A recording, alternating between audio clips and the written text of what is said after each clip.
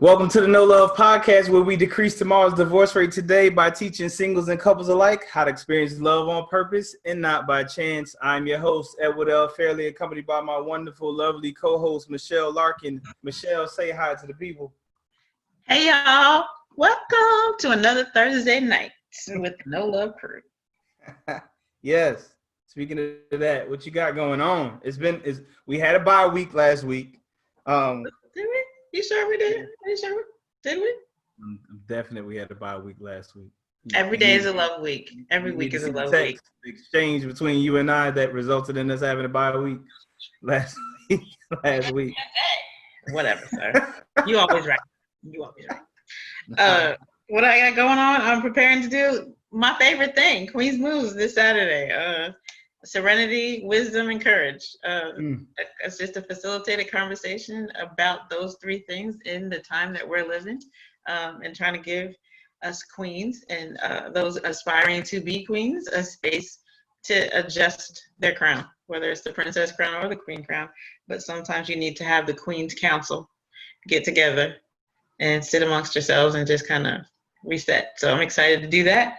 And just blessed. I'm gonna put the link in the chat if anybody wants to register to come. It's free and fun, and it's only 2 hours.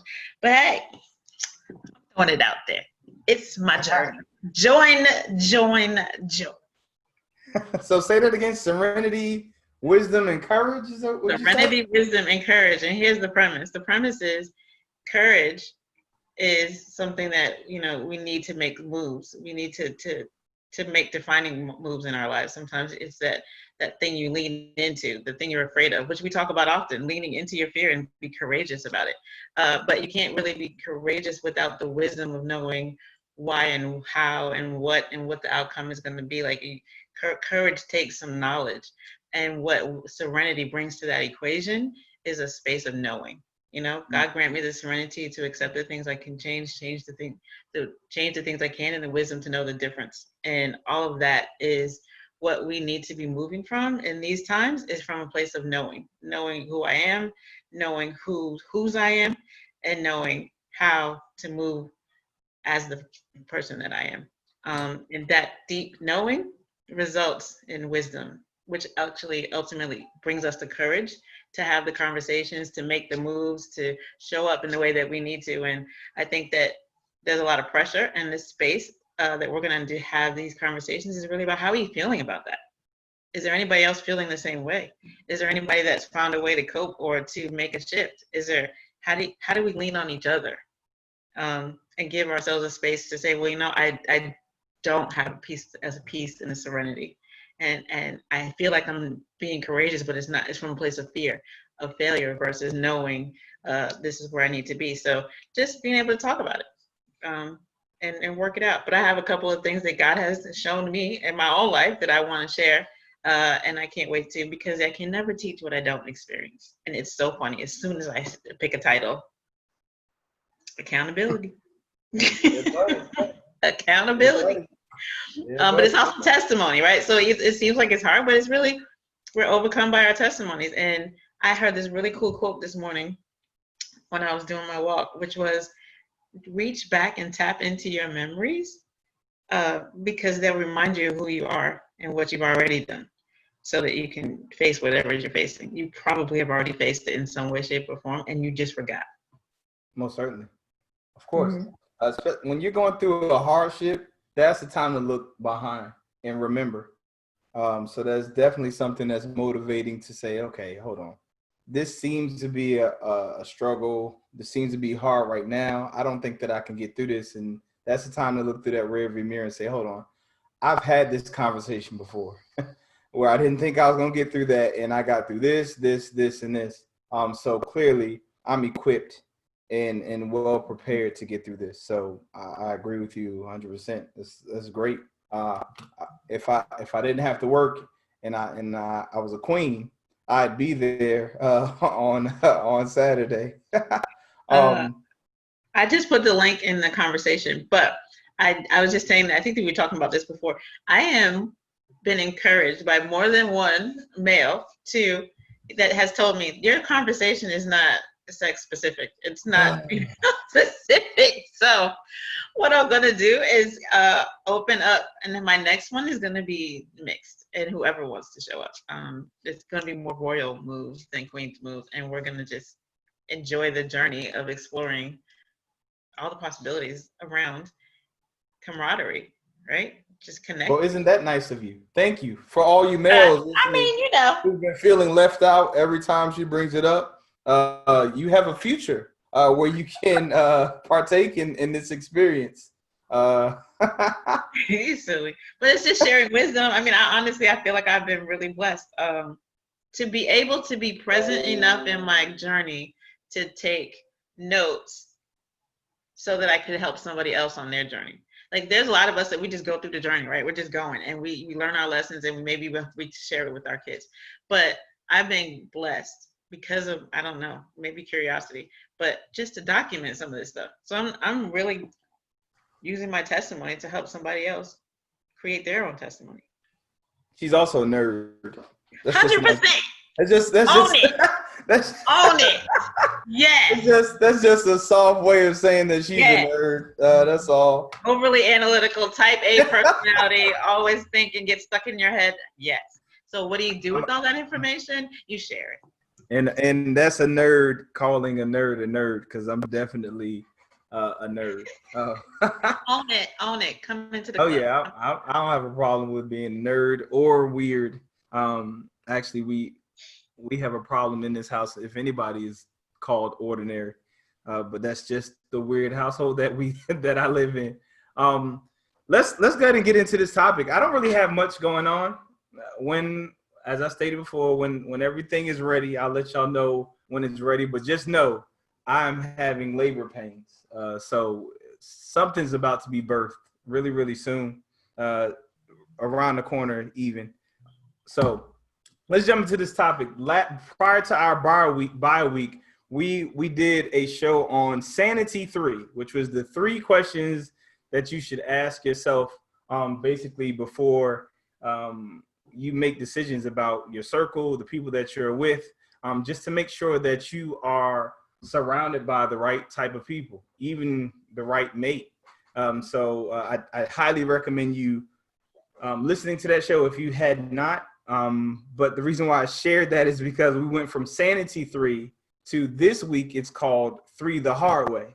And I want to quickly shout out all of my Martin fans, because if you're a Martin fan, like I was a very avid Martin fan, when you saw this title, you either or heard this title, you're thinking about Martin standing by the bookshelf with the 3 little statues when they were looking to see where Pam and Tommy were working. And he looked at the statues and said, 3 the hard way. Y'all know anything?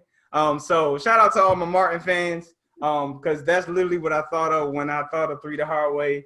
I didn't do it to shout him out, but when I said it out loud, I'm like, yo, this all I can see is Martin. I'm a visual person. So that's what I thought of. So again, shout out to all my Martin fans out there. I know there are some that exist. But basically what 3 the hard way is, this is going to be an uncomfortable show. Let me go ahead and put the disclaimer out. Let's go ahead and make sure that that's let's just go ahead and throw it out there, because it's uncomfortable, because I know at least 1 or 2 or even 3 of these are going to be you. Whoever this you is, whoever that you is that's listening, you either been there or you're doing this, and we need to tweak it and be mindful of it. So 3 the hard way are the 3 most common unconscious approaches people take towards relationships and marriages that destroys the respective relationship or marriage. I'm gonna say that again. These are 3 of what I've found to be the most common unconscious approaches people take towards relationships and marriages that destroys the respective relationship or marriage. All right. So let's go ahead and dive in. Go ahead and just snatch the Band-Aid off. They're blown back. We're already prepared to be like blown back.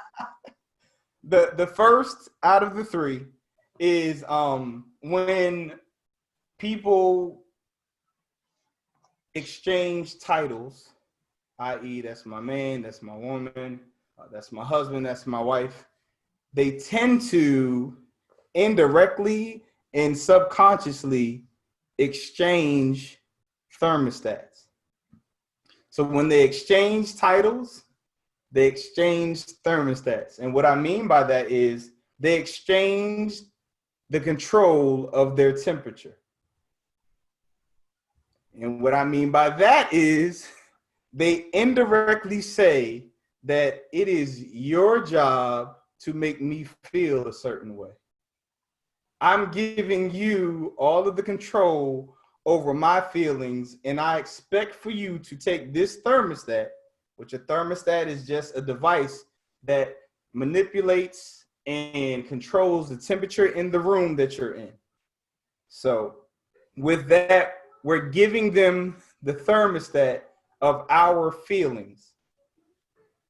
So what I find is very, very common is that people feel that because that is my man, because that is my woman, it is his or her job to make me happy.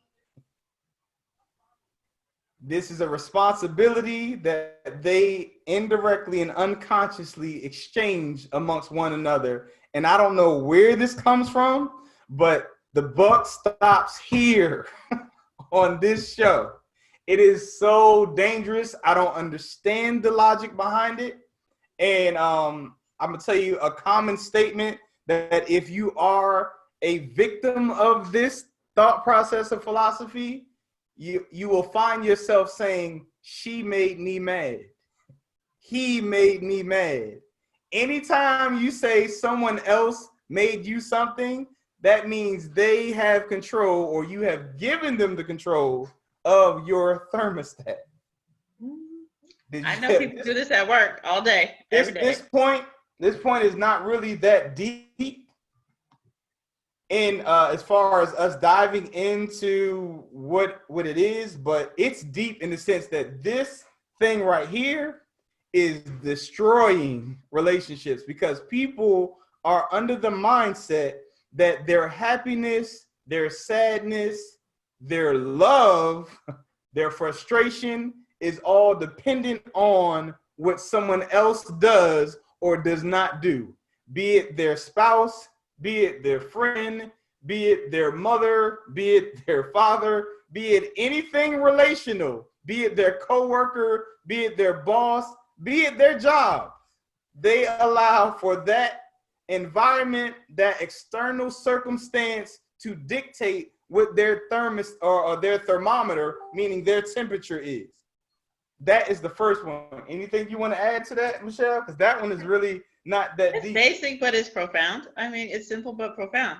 It should be very simple, very easy to understand, but yet we've been, personally can say, trained by the experience or culture or people around me to look at indicators, people's behavior as indicators of how they feel, right? And so if that indicator doesn't align with what I think you should feel, then I instantly got either an attitude or I feel like there needs to be an adjustment. And I've, like you said, I've then at that point given away the authority or the ability to manage my own feelings. And it just so happens, I just recently got to the point in a couple of relationships where I was like, I don't care. Like, I used to be like, what do you mean you don't care? You know, we go back and forth. Like, what do you mean you don't care? Like, of course you care. But I was like, I'm not going to let this person dictate how I'm not going to walk away from this conversation and be carrying this for another 2 hours. Like, I'm not. Like, we had our exchange. Okay, so I'm going to change this. I'm going to go do something else. And it wasn't necessarily that I liked what we were talking about, but it also took maturity to say that how this conversation is going is not really the indicator of how this person feels about me. It may be the subject. Mm-hmm. It may be just this conversation. It may not be how they feel about me. And if I didn't ask, why make the assumption? Did I say, well, you're making me angry? Does that mean you don't like me anymore? Which sounds crazy, right? Because that's what we're saying. If you are going back and forth with somebody, you're like, I don't like, he makes me mad. Well, he must not love me. Really? Every time? Every time? Because when you say it out loud like that, you're like, that doesn't make any sense. It doesn't make any sense. But we don't say it out loud. We don't get out of our head. We just feel it. It's yeah, I don't know. I'm just sometimes I guess some people conclude that I could be that That I'm you were just callous dropped or on the that. planet like this. Yeah, some people conclude that you just came out of heaven and just walked on the earth like everything's fine. I just walk on water all the time. Everything's great. I agree. It's definitely been a process for me to get to a place where it's like I'll give you a good example of this because this is something recent, and I like and disclaimer because I sometimes somebody tell me like, yeah, you always get excited when you and your wife have a disagreement. Y'all might call it an argument, or she's frustrated with you or what have you. You always get excited to share it. And the reason why that is because I don't want anybody at all to think that no love means everything is all fine and dandy all the time. Now, granted, they're very far and few and in between that her and I have any kind of quorums or issues or disagreements, or where she's not talking to me for a few days or so. But my excitement comes from the fact that I can share that, because it's very rare for it to happen, but I don't want anybody to think that this whole love thing is just peaches and cream all the time. So unfortunately, it is a benefit for me to have issues in my relationship so that I can share with you all that it doesn't mean that everything's going to be perfect. So recently, my brother came into town. I haven't seen my brother physically, like face to face, where we could hug or whatever. My oldest brother, which you'll see him sometimes. We're both named Edward Fairley. The only thing that's different is we have a different name. He's the first of my father's first wife. I'm the first son of my father's second wife, which is my mom. So we have different moms, same father. So we're both Edward Fairley. A shout out to my big brother Sean, his crazy self. So sometimes you'll see him comment on here, but needless to say, he came and drove all the way down from Michigan. It literally said on our Facebook the day of that he arrived that it was 8 years since the last time we saw each other, and it was a picture that showed up on our Facebook post. Now, he drove all the way from Michigan. I live in Virginia. So that's about 11 to 13 hour drive or so. So he and his whole family, they drove, came to see him. I was excited to see him, and they drive in packs. So it was 15 to 20 of them that all followed each other from Michigan to here. Yeah, How crazy. fun is that? So I see my brother. First is just he and I outside in the backyard. He and I and my sister, one of my sisters. So we're talking, chopping it up, and then I don't do heat. I don't do heat at all. There he is. He just put love out there. I don't do heat. So we decided to transition inside to the house. Now, remember, I told you they about 15, 20 deep. So we transitioned from talking. It's time for my sister to leave. We transitioned from outside to inside. Now, I brought my mask for COVID, but I'm just seeing my brother for whatever. Logic and everything goes out the window. I'm loving, we talking, and I'm amongst the 15 to 20 people deep without a mask. My nephews, my nieces, we talking, loving on them. Got an announcement about to be a great uncle. We just talking. We haven't seen each other for years. So I leave and I come home. And my wife is like, "Oh, you had a great time?" "Yeah, I had a great time." She's like, "Did you wear your mask?" I don't lie. But I also didn't expect for her to ask me that question either. I'm just thinking yeah, I had a great time talking to my brother, chopped it up. "Did you wear your mask?" I said, no, head dropped down, straight shame. And all she said was, okay. That's all she said. And I felt horrible. Felt horrible because everything about that okay was right. I was wrong. That is very just inconsiderate, foolish, anything that you could say. So the next day, get up and I didn't think about it. I've already dropped my head. I ain't thinking about it. The next day. She kind of short with me.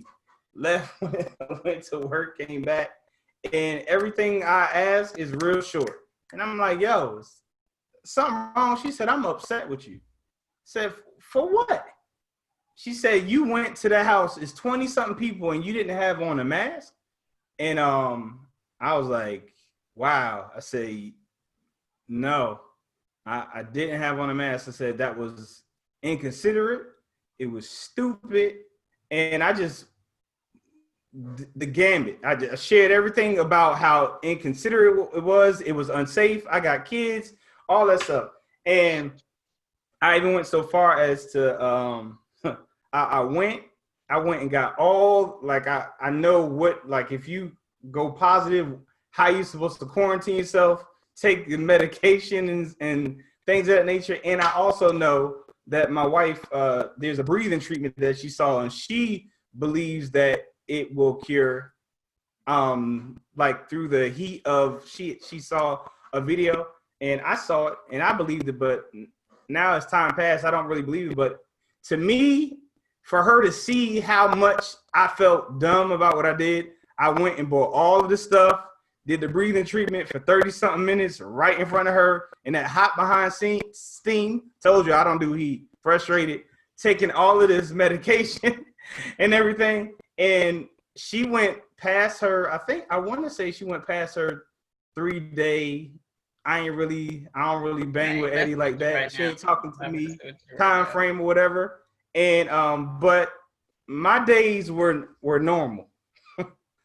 I'd already expressed how I felt. It is what it is. I'll go through this whole exodus or wilderness for however many days it is. But my days, me talking to my kids and everything throughout that time frame, and she just got to that place probably a day or two ago where she's like, okay, she good with me. But I shared all that to say from the initial point. I shared how I felt. I made the statement and I move on. You can come along or you can't, but I'm not going to try to alter myself or even force you to change is basically the reason, because I'm not controlled by your feelings about me. I'm controlled about my feelings about me. I express what my feelings were about my actions, and I moved from that. You can either move from that with me or you can't. But that is where it stands. I already said that it was stupid. I can't undo what was done. Hope I'm not a COVID-19 victim. And I'm not. I haven't had any symptoms or anything, probably because of how much I did everything. And my brother throwing a lot of hearts. Y'all didn't come back positive, have y'all? Everybody good? Big bro? I transitioned. So with that being said, that's the end of the first point. For some reason, when people exchange titles, be it spouse, husband, wife, or man or woman, that's my man, that's my woman, they typically indirectly or subconsciously exchange thermostats, and that's just not a good thing. No one can make you happy but yourself. You are supposed to maintain your thermostat and control your own temperature. No one's job is to make you happy but you. All right? Period. Point number one. Gets a little more stronger as we transition. What? Go ahead. Say something before we transition. First off, then people, I've heard this question asked, then why are you here? If you're not here to make me happy, then why are you here? Oh, well, I'm so glad you said that. We'll get there. We're gonna get there. I don't want to jump. We're gonna head there. So it's a very good question, very honest and good question. But we'll get there before the end of the show. So second point is they choose someone they want better for, or who says that they want better for themselves. I'm gonna say that again slowly. They go into a relationship with someone that they want better for. Like, oh, I just, I wanna, If you were with me, I could help you become. There you go. Exactly. I want better for him or her. Or again, someone they choose someone who says that they want better for themselves. So let me kind of draw the picture for this. So you have the people that basically what I'm saying is, if they are not who you would want to be with in the future, they're not who you want to be with right now. So let me explain something, because I clearly explained that we as people, and as far as relationships are concerned, should evolve. But let me stress something to you. You evolve to a more powerful or amplified version of who you are at this moment. Mm-hmm. Just like if you get, I have people that say, man, if I only had $1 million, life would be different. Not really. Your mental, having the money is not going to change your lifestyle. Your mental is going to bring you right back to where you are mentally right now after you get the $1 million within the next 2 to 3 to 5 years, because that's where you are. So money, an additional person, or you growing is only going to amplify the type of being that you are right now. So if this person is someone that you're not satisfied with right now, when you choose them, and you have in your mind that, okay, it's okay, he's in school now, he's going to evolve into this doctor, whatever. If you're not fine with who he or she is right now, you're not going to be fine with the amplified version of who he or she is right now. It's just growing and evolving the person or type of person that you are. It's not changing who you are. It's evolving who you are. So I can't stress that enough. Like, you're not gonna start off as a small black baby and grow to a big black baby. That's not how, I mean, a big white baby, and vice versa. You're not gonna be a small white baby and grow to a big black baby. That's not how it works. You don't change. You just evolve into whatever it is that you are. It's not gonna be an apple seed and grow to a big peach tree. It's going to evolve from what it is. That's all you're doing. So if you're going into that relationship saying, he or she got this thing going on, but I could fix that, you got the wrong one. Or he or she lacks this, but if he's in a relationship with me, that will change. You got the wrong one. If he or she is with someone, which is very common, see that all the time. You see the relationship. I see people that either cheated together and they see how he is disrespecting or rude to the other person, or vice versa, she's disrespected or rude to him, and they think, okay, she's doing that to him because he's like this, but she won't do that to me. That's not true. That's how she is. That's how he is. So if you are with someone and you're basically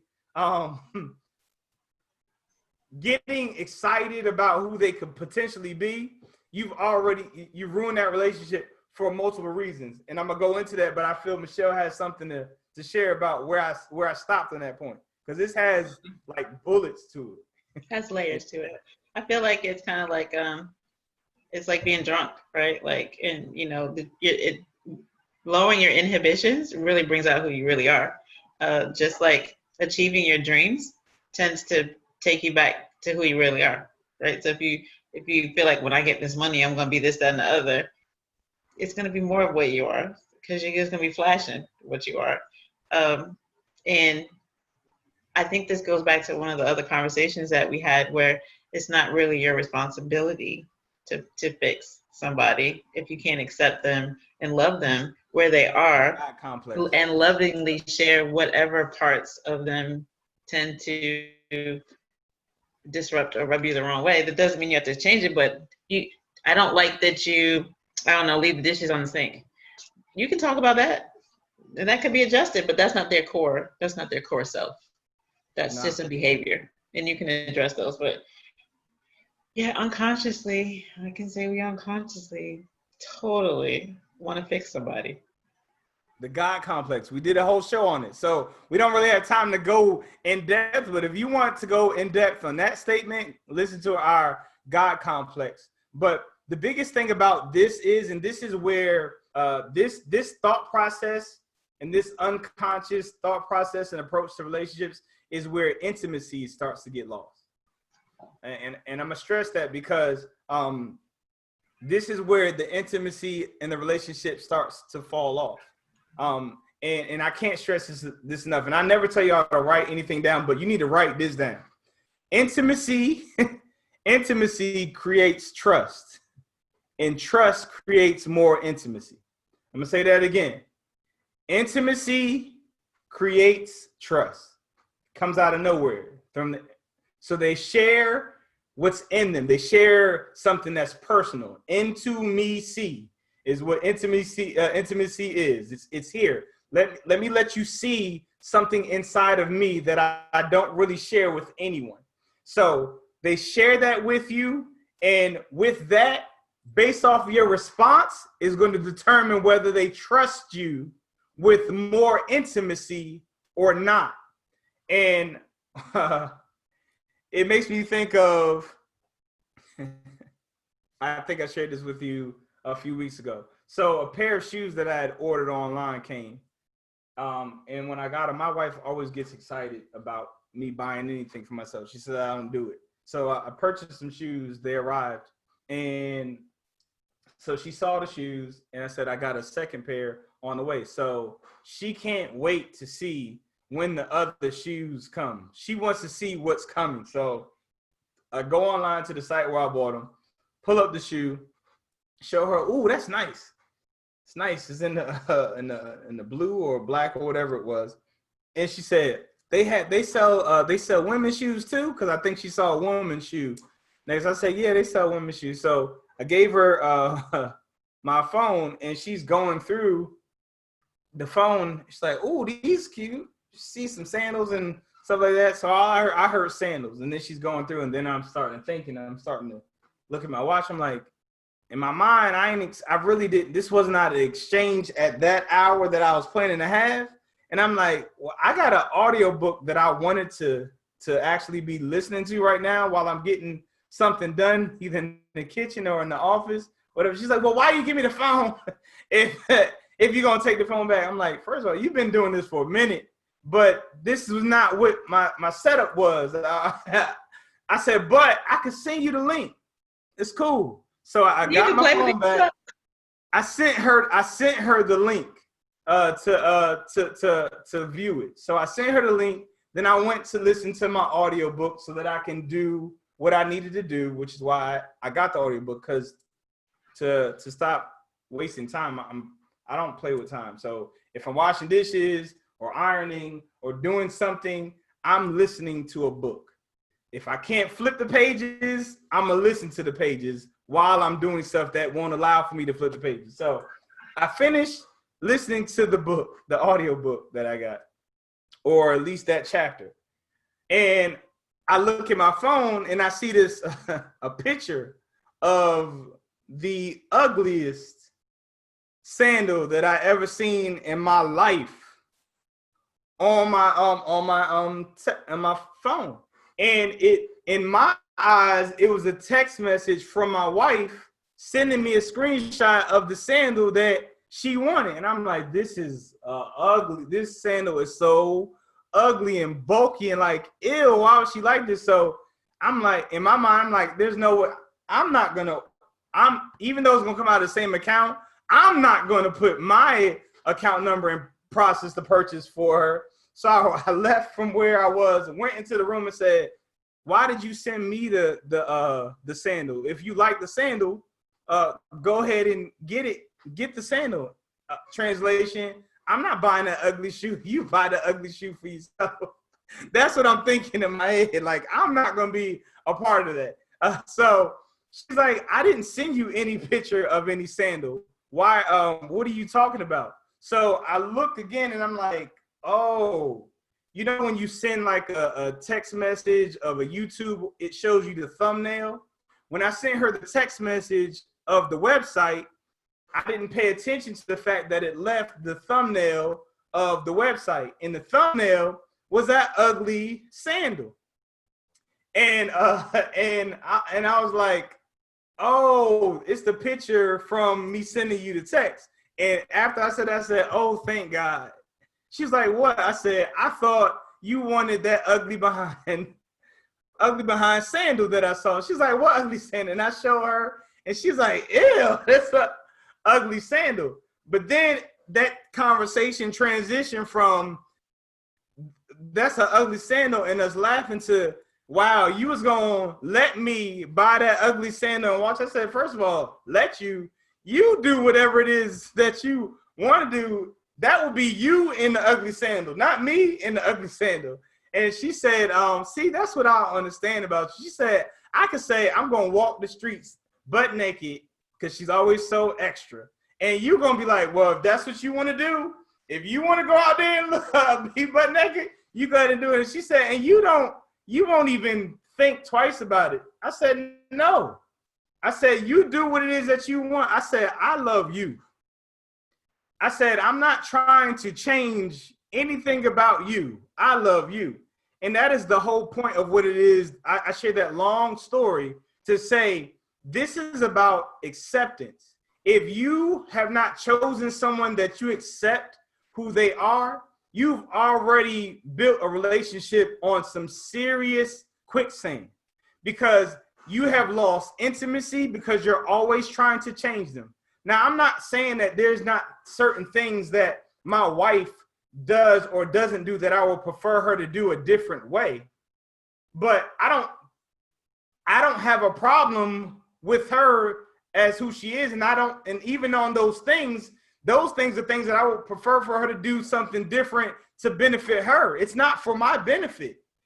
I just accept her for who she is. I have no problems with her. The only time that I even attempt to correct her or say, yo, nah, that's just not going to happen, is if it is going to impact my children or if it's going to impact me from her own decision making, which is why I really took to heart her okay with my whole stupidity with the mask thing, because I, as an ignorant person, went amongst a whole crowd of people that went all the way from Michigan. They've been doing boat rides and all kinds of stuff, and I'm just around them just because they're family. That does not protect my family when I leave from them if I have contracted the COVID-19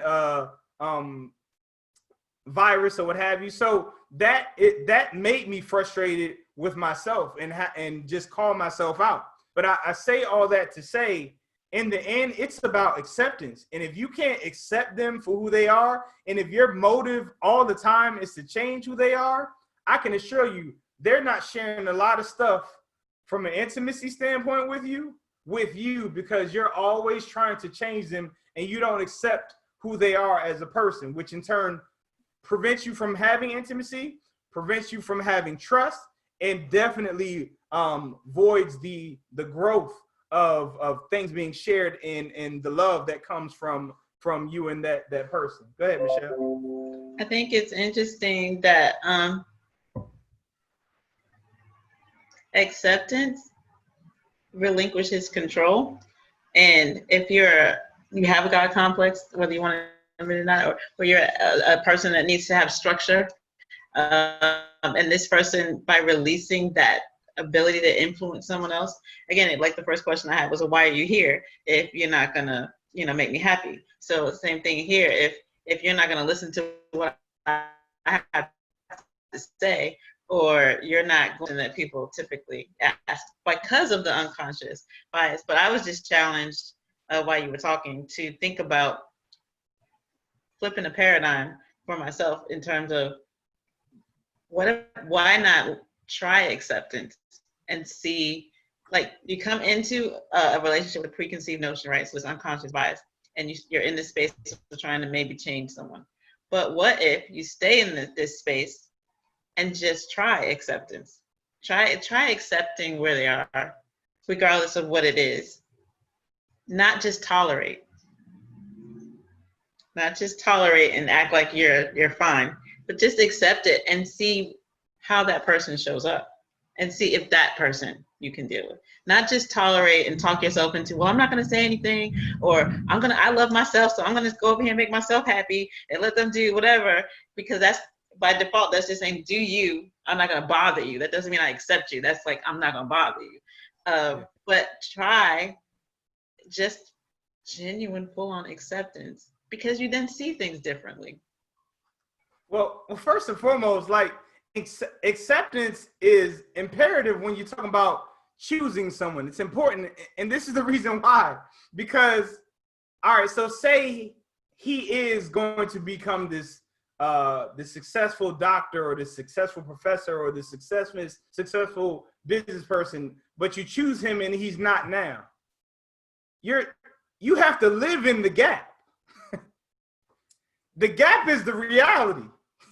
The gap is the reality. You have to live. That's a #9, y'all. That's a #9. You got to live in the gap. You gotta live in the gap. So your reality is the gap. So if you're not fine with the gap, then you're gonna be miserable before or if that reality never happens.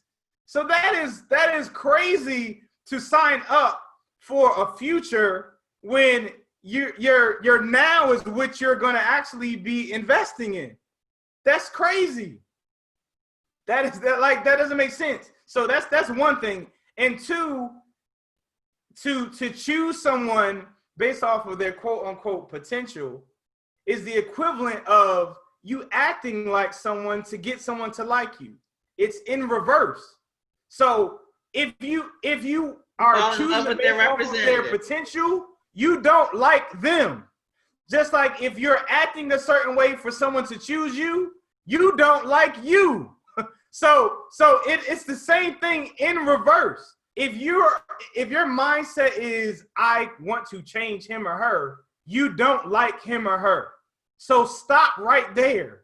Move on. Go. Run. That is not who is for you. So again, if you choose that person, say their potential future is true.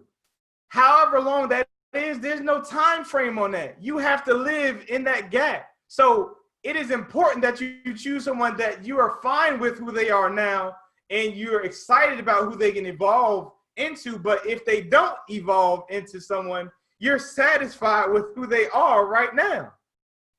That's important. Now I need to stress the last part, because I also said that you choose someone that you want better for, which is what makes you the hero. But I also said you also choose someone that says they want better for themselves. So that is the person that is telling you who they're going to become. And you're buying into the promise or the dream that they're trying to sell you. Let me explain something to you. You are always the fruit of who you really are going to be. And what I mean by that, you already have the tendencies, the habits. You always will have some type of fruit or a bud that reflects who it is that you really are becoming and who you really are. So if that person is all of these things, I'm about to have my business, I'm about to be a car or whatever, if they don't have anything that suggests that at all, they're not even enrolled in school, but they're going to be this.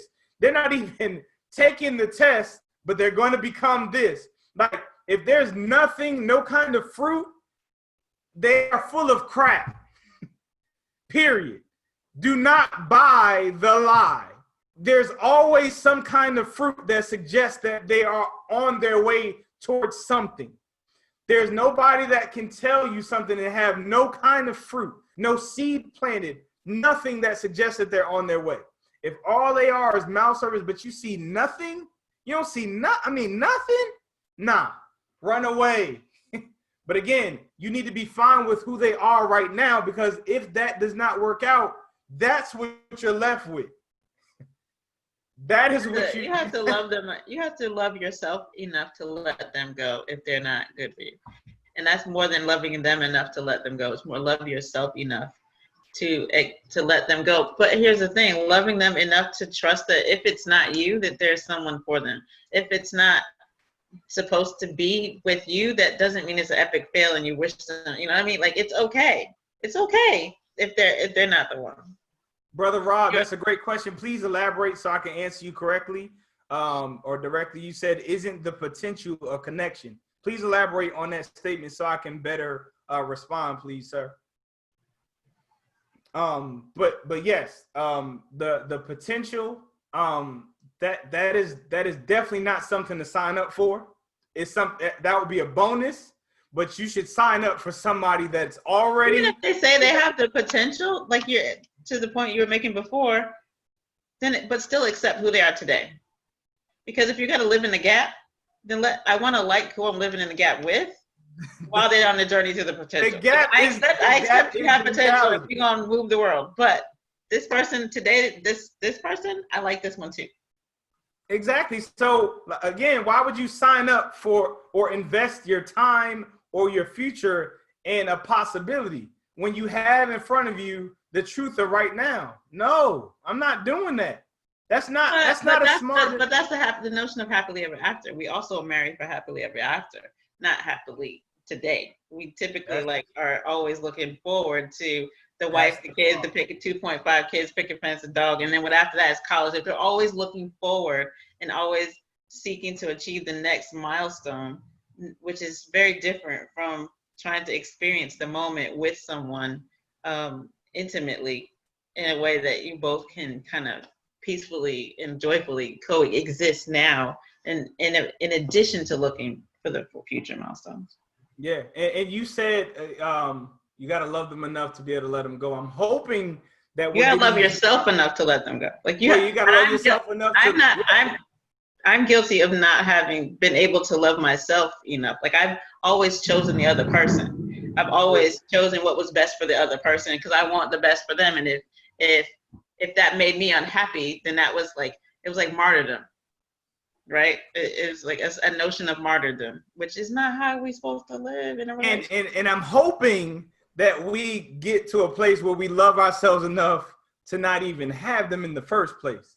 But you definitely need, if you've chosen them prior to getting to that place, we definitely need to get to a place where we love ourselves to be able to let they tail go. Robert says you look for the potential in a person to accomplish the same goal. All right, notice your word was same goal. So that means you two have the same aspirations and you two collectively are going towards that same goal. But based off of the example that I'm giving, we're talking about characteristics that you are hoping that the person has, but they lack. It's a difference between having a goal and your goal being a person being a different person. That's two totally different things. So yeah, connection and you two accomplishing the same goal. Hey, babe, I think we need to start investing in real estate. Hey, I think we should start working on stocks and bonds. Hey, I think we should build this business together. That is a goal. That's an external goal that you and that respective mate chose to go and move towards together. That definitely would cause a connection because you two now have the same type of passion and focus on the same goal.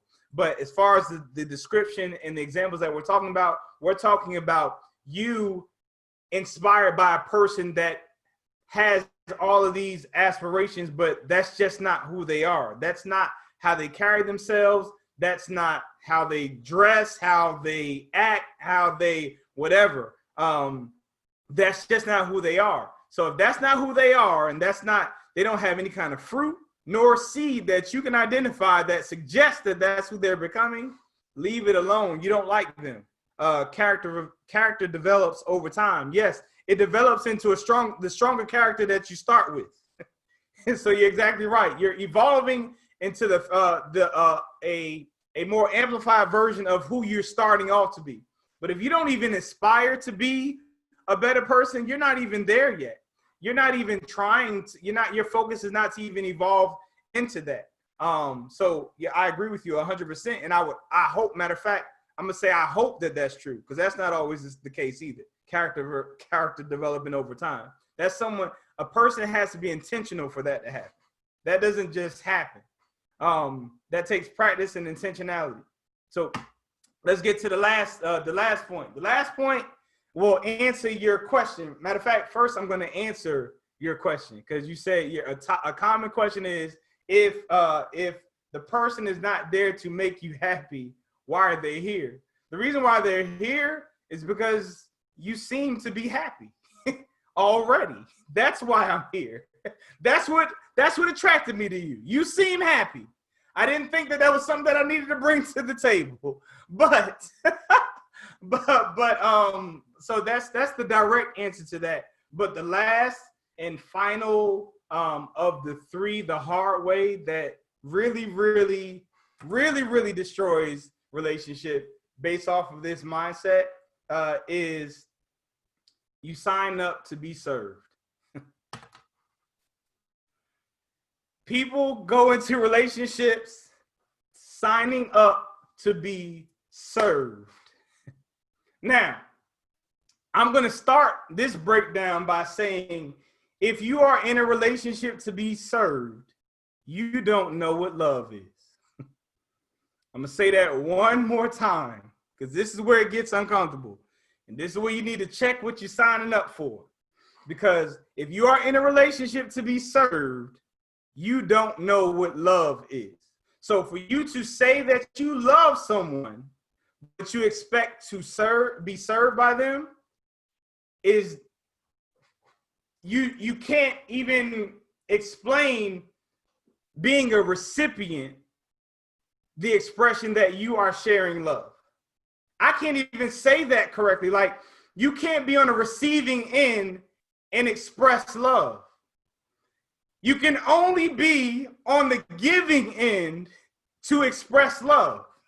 That's the only way that you can express love. There's absolutely no way or an example that you can give me that you can be receiving and be expressing love. The only way that you can express love is to give, and that is coming from a servant heart.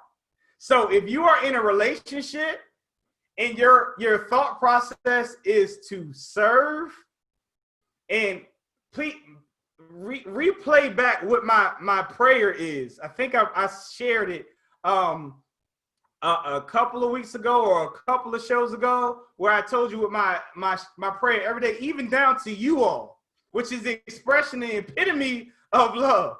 My prayer every single night, at minimum, is, Lord, please give me the wisdom to serve my wife Zanetta in the manner that you created me to serve her as her husband, and in the manner that pleases you.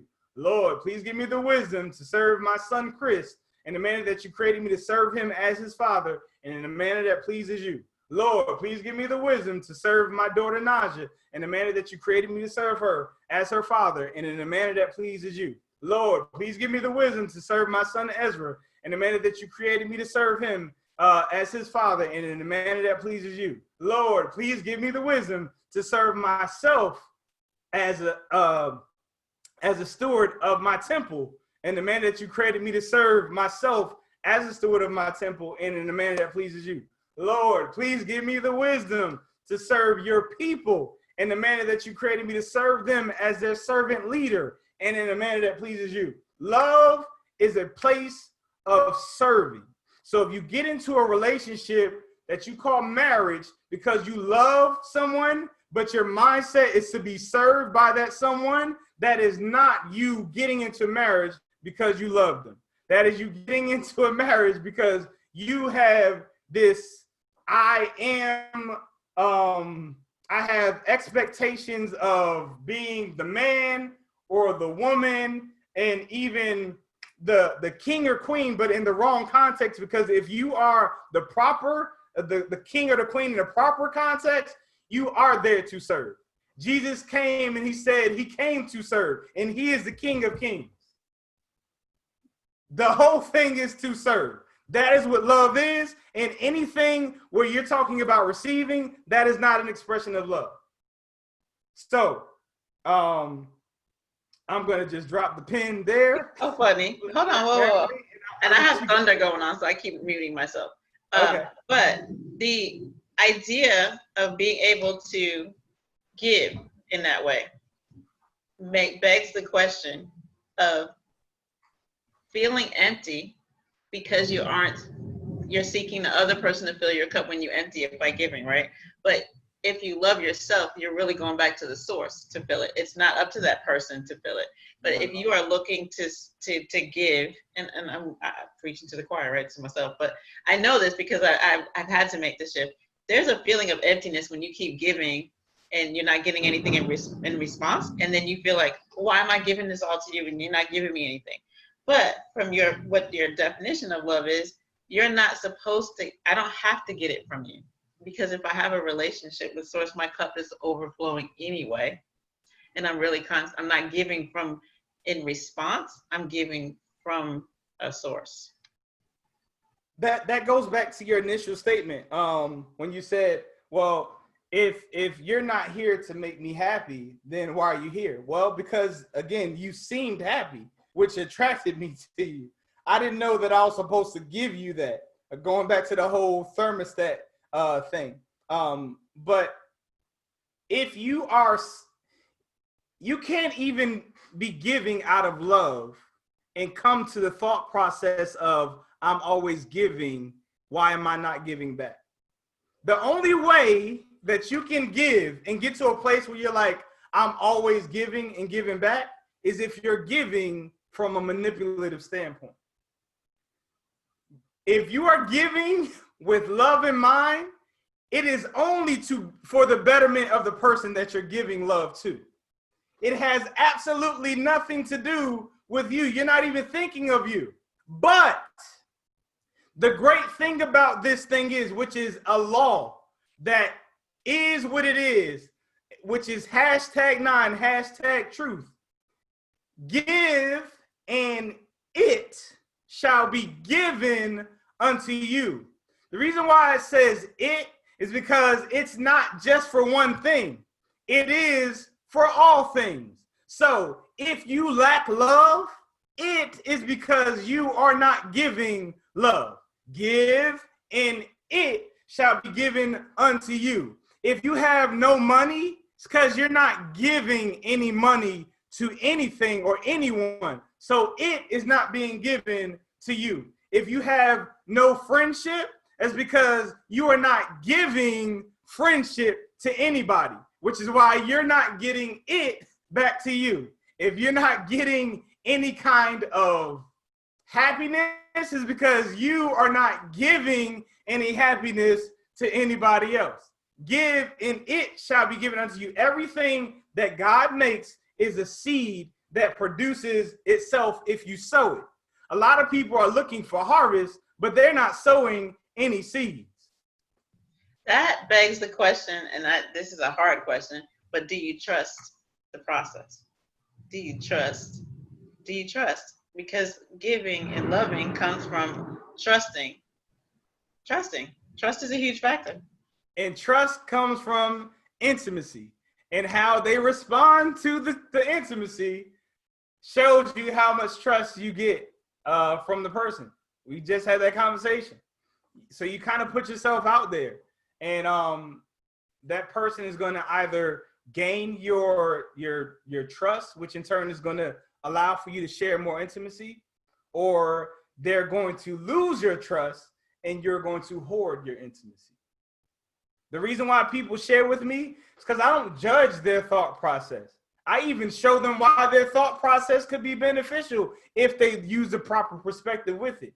I don't judge people. So guess what they do? They keep on inboxing me. And another thing, and I'm like, wow, what made you tell me that? But in the end, it's like, now that I think about it, I never made you feel uncomfortable about who you are, what you are, because I don't aspire to change you. I just want what's best for you. It says, if one pays attention when you are in the habit of serving, you will see your own cup overflowing. That's really good. I'm gonna say that again out loud for myself. If one pays attention when you are in the habit of serving, you will see your own cup overflowing. That is awesome. And that is so true. And I'm telling you, I've been a recipient of that statement where I step back and I'm like, man, why do people always want to do stuff for me? Why do people, they just like I've never, and that's even down to my house. I think I was talking to somebody. It might have been Tila, if it wasn't you, Michelle. Where I was like, I've never asked my children to do something for me, and they gave me an attitude. I've never asked my wife, could she do? I always say, could you do me a favor? And they're like, yes, yes, sir, yes, whatever. And they will go and they do it. I've never seen up to my teen. I've never seen, and you know how teens and children are like, oh. They always want to do for me if I ask. And I don't really ask hardly ever. But when I do ask, people just want to do stuff for me. I've never been in a predicament where I've asked for somebody to do something for me. And they're like, oh, everybody wants to do for me. And that's because I always am open and willing to do for everybody. That's just the nature of who I am. But you get back what you give. So if you're lacking anything, it's because you're not giving it. You're not giving it.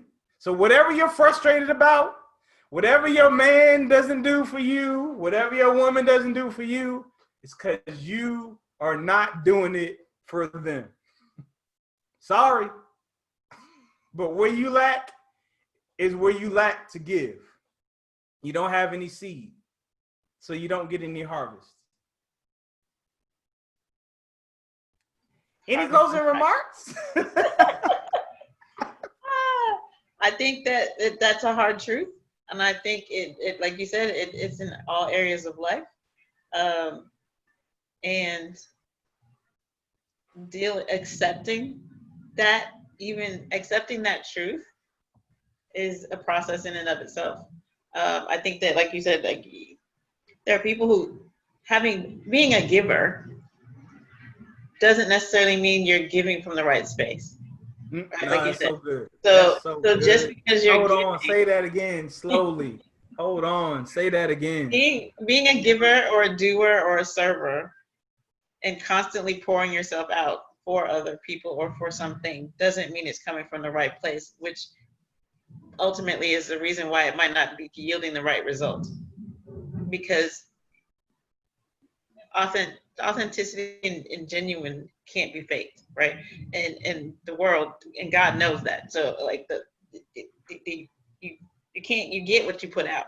And if you're putting it out from a place of need or a place of needing validation, needing your ego stroke, needing to be affirmed, needing because you're doing it to earn something, because it doesn't, that's a hidden agenda that can't always be pinpointed. But if you're giving to earn or to receive, then that's not the space that's going to yield the result that we're talking about. Good. It just doesn't. You teaching, which is why people typically get to a place where they say, I've tried that, it doesn't work. It's because you didn't try that from the right heart posture. You did it from a manipulative standpoint. Okay, I'm gonna try to see if it works, which has absolutely nothing to do with the person that you're supposed to be serving. You're doing it to get a boomerang effect, to get it back. And that's why it doesn't come back, because you didn't really love them. You didn't really do something nice for them. And it shows. Tila said, ouch. And girl, don't start me the preaching. She said, Matthew 7:16, by their fruits you will recognize them. She's referencing what we were talking about earlier when I said, if the person does not have any kind of fruit or even a seed, then they are not, like, don't get caught up in what they claim that they're going to be. Don't do it. Tila said, ensure the motives are pure. I agree, Michelle. I agree with you 100%. I agree. And that's what I mean by the reason why it didn't work is because you didn't work from the right heart. You were doing something. Let me add to that. Use the fruit statement, because you can check yourself by your fruit. Mm-hmm. Because if you're giving and you're not getting, then it's because your motives aren't right, and you may not know out the gate. You may have just learned how to be this way, and this is just who I am. But if it's not yielding the results, then the fruit is actually the evidence to make yourself check yourself. This is what Henry is referencing Mr. Henry's referencing when he made his statement, if one pays attention when you are in the habit of serving, you will see your own cup overflowing. The only reason why you have to pay attention is because you're so caught up in serving and loving that you don't even notice that you're being overflow of everything that you're receiving. You don't notice it because you're too busy loving, which is what I meant by, like, if you get to a place where I'm doing everything, if you have a list, I do this for him, I do this for her, I do this, and all she did, you're not coming from a loving place. You're coming from a manipulative place. I did this for his 40th birthday. He ain't even do what? Why did you do the 40th birthday? So you did that because if I do this for him or her, then I know when my 40th come, he gonna go all out. When I know when my 50th come, like, what? I bought her this for Christmas. And but it's even more subtle than that, because we're a little bit more coy than that. We do it thinking that we're giving, and it's the disappointment when they don't that is telling. It's not that we were so intentional, it's the disappointment. And that disappointment disappointed you come from love. It's not possible. You can't be disappointed. You can't be disappointed in their response. You can't be disappointed in the lack thereof if you're coming from a place of love. It's not possible. Not possible. That's why I get so passionate about love, because people don't realize how powerful to walk in true, authentic love, the essence of the love that my Father God is allowing me to experience and to teach you all. If you walk in that, you cannot be disappointed. You cannot be hurt. You can't, like, those things are not possible because you're coming from a place where you're serving people. How can you be disappointed from serving? You just did it to show love to somebody. If they don't receive your love, you didn't lose love. Matter of fact, you're fulfilled if you give love. Jesus sat at the well. He was hungry. You're making me preach now. I'm gonna wrap it up. He sat at the well. It said that he was hungry and tired. He sent them to go get something to eat. Once he shared his love with the woman at the well, they came back and he was replenished. I'm sorry. When you give from a place of love, you gain power.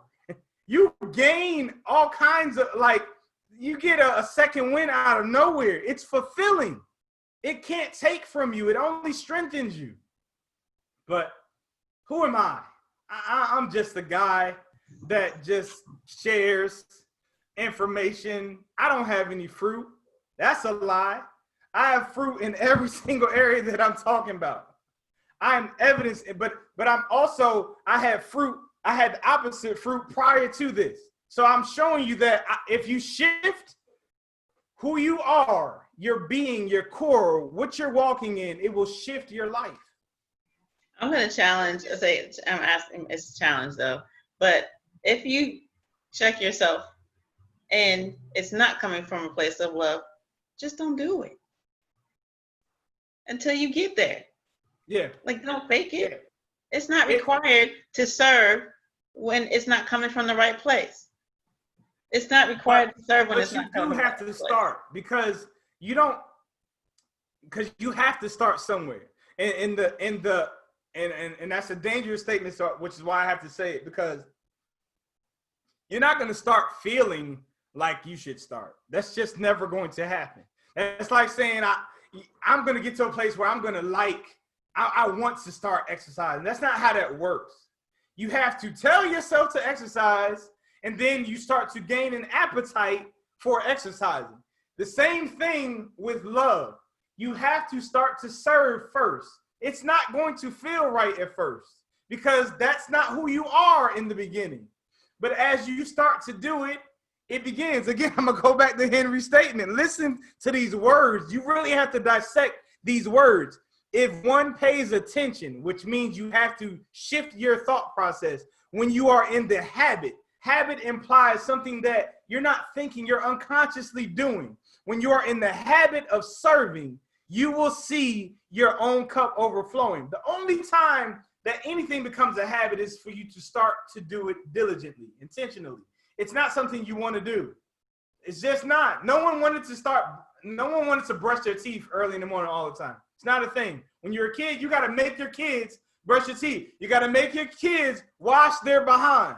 It's stuff you got to make people do. And then it becomes a habit and it's like, ew, I ain't wash, or I can't wash. What do you mean I can't wash?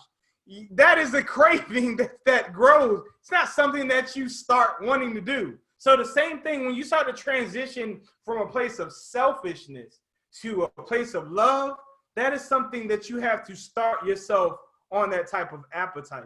If you've been eating meat and you start to transition to vegan, you're not going to like soy and stuff initially. You start to gain, look at your face, you start to acquire a taste for it after time. I don't know anybody, I could be wrong, who have tasted a beer or something and they liked it. It's not a taste that you just happen to stumble upon and you're like, this is amazing. No, you saw your friends. I've never seen or heard of somebody smoking a cigarette and their body just received it. Oh, this is great. That's not how it works. You're around people, you want to feel grown, you cough a few times, and you keep on going because you want to be grown, and then you start to get a taste. The same thing with this love thing. You got to serve, and it doesn't feel right at first. You'll notice, like, dang, she didn't even say thank you.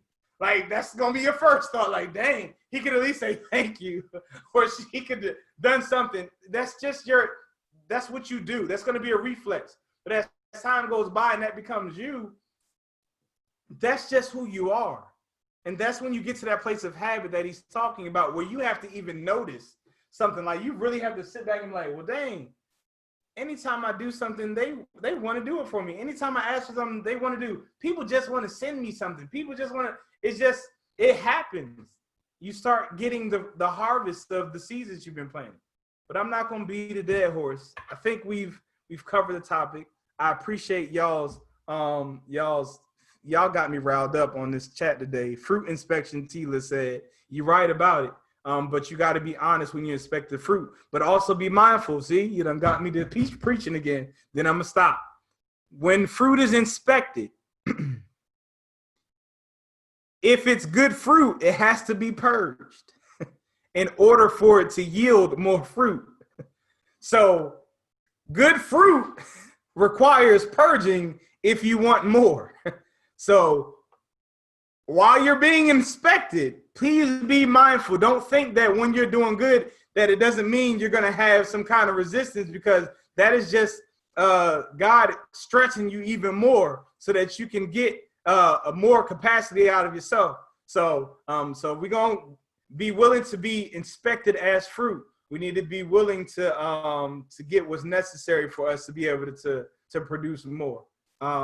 Any closing remarks, Michelle? Amen. And check. I really appreciate this, because in this particular show, you all have literally pulled from different scriptures that I was using to make sure that these statements align with. And again, I always put everything that I share with you all up to truth to make sure that I'm not giving you all anything that could harm you. I really, really appreciate y'all. He said, did you not see my previous comment? Preach what you got. Preach, we got time. Amen. No, I'm not gonna do it. Stop trying to pull me back to this invisible pulpit here. But I can appreciate the fact that you all saw the scriptures that I used to actually combat my thoughts, because I promise you, I always put it up against truth so that I can make sure that I'm giving you all truth. But that's it, man. These are really subtle. They're subtle, but they're so destructive. And people's relationships are dying and being destroyed because of these mindsets. So I challenge you to really just say all three again. Say what? Just say all three again. Oh, okay. So yeah, so the three unconscious approaches are when people exchange their titles, i.e., that's my man, that's my woman, this is my husband, this is my wife. They typically exchange thermostats. If you don't know what that is, you're gonna have to go back and find out what that is. Two, the second is they choose someone that they want better for. Meaning they kind of like, oh man, if only she was with me, things would be so much better for her. She would be a better person. I could fix her. I could be your hero, baby. Or you have those people who say that they want to be better, or they want better for themselves. That's the people that are selling you on a dream that you see absolutely no seeds that have been planted or any fruit.